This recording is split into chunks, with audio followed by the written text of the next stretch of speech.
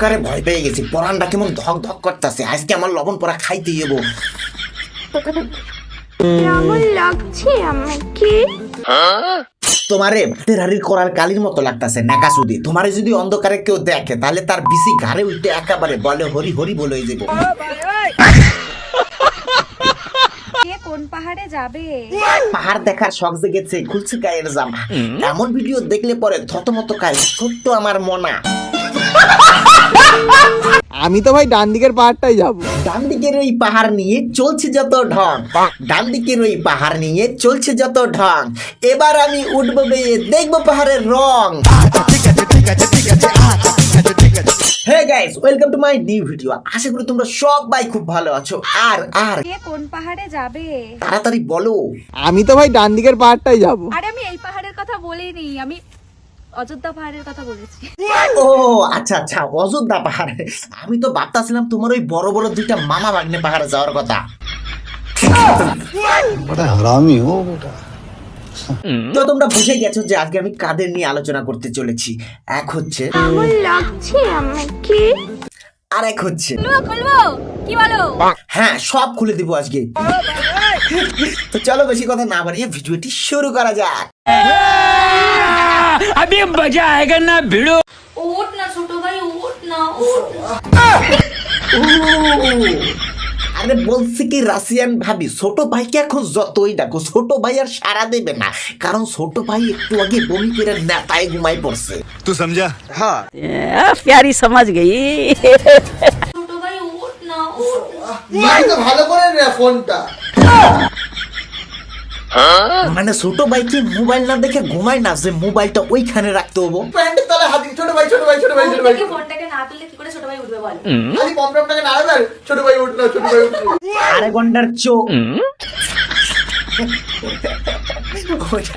ওইটা পম পম না, ওইটা হচ্ছে দুধের ফ্যাক্টরি। हाँ। খুলবো কি বলো?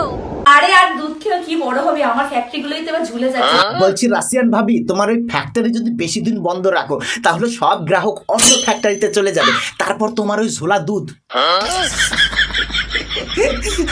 মানে লিকুইড দুধ কেউ নিতে চাইবে না, তারপর সেটা পাউডার বানায় বিক্রি করতে হবে।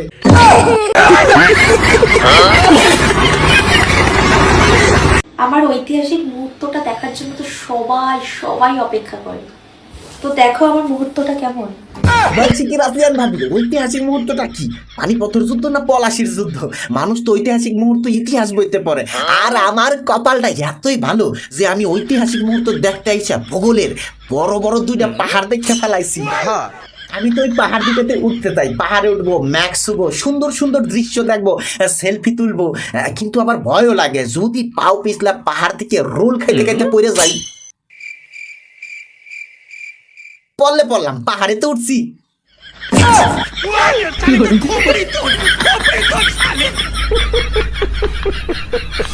এইবার আমি কথা বলবো আমাদের সেই নেকু দুবাই। দুবাই বাবাই, দুবাই বাবাই, বাবাই দুবাই, বাবাই দুবাই, বাবাই।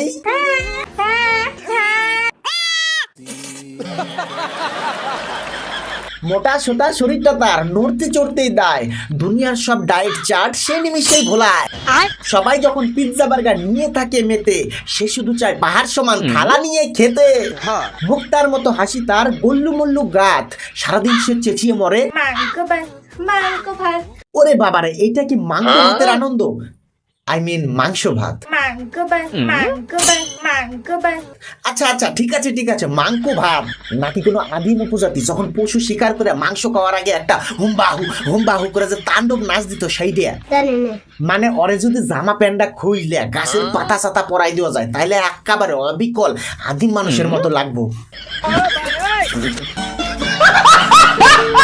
ওর তো মাংসের গন্ধে শরীর থেকে পরানটা ছটফটাই বেড়ে যাবে নাকছে। মানে তাড়াতাড়ি খা, ওরে তাড়াতাড়ি খা রে। তুই যা নাচন দিতে আসা, এত নাচ মনে হয় বাপি লাহিরে ওর সোনার হার দেয় নাই। তোমরা সবাই কমেন্টে বলবে, ঠিক আছে? আমি কেমন লাগছে? আমার তো খুব ভালো লাগছে, পকেটও আছে।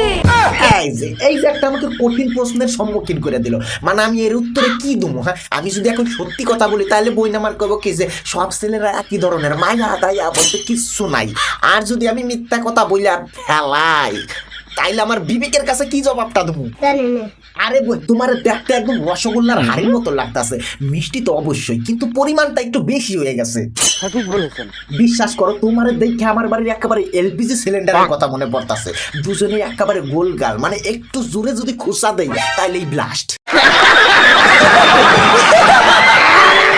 আর সব শেষে এই যে ছোট মেয়েটা আছে, এই ছোট মেয়েটারে আমার রোস্ট থেকে কিভাবে বাদ দেই দেখো, আগে দেখো।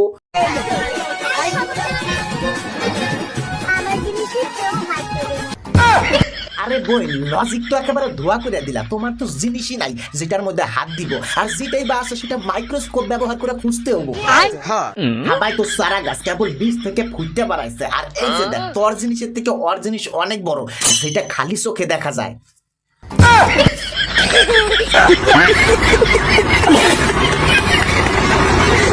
এই যে ছোট ছোট পোলাপানগুলো, এই পোলাপানগুলো নিয়ে আমার একদম ভিডিও বানাইতে ইচ্ছা হয় না, কিন্তু আমি কি করুম এদের কাণ্ড কীর্তি দেখলে পরে আমার শরীরটা একেবারে কিরকির করে ওঠে। হ্যাঁ সত্যি, তো বানাই ফেলাইছি, আর কি করা যাবে। তো বন্ধুরা, আজকের মতো এতটুকুই। ভিডিওটা যদি ভালো লাগে একটা লাইক করে দিও, একটা শেয়ার করে দিও। পরবর্তী এরকম মজাদার ভিডিও পাওয়ার জন্য চ্যানেলটি সাবস্ক্রাইব করে নিও।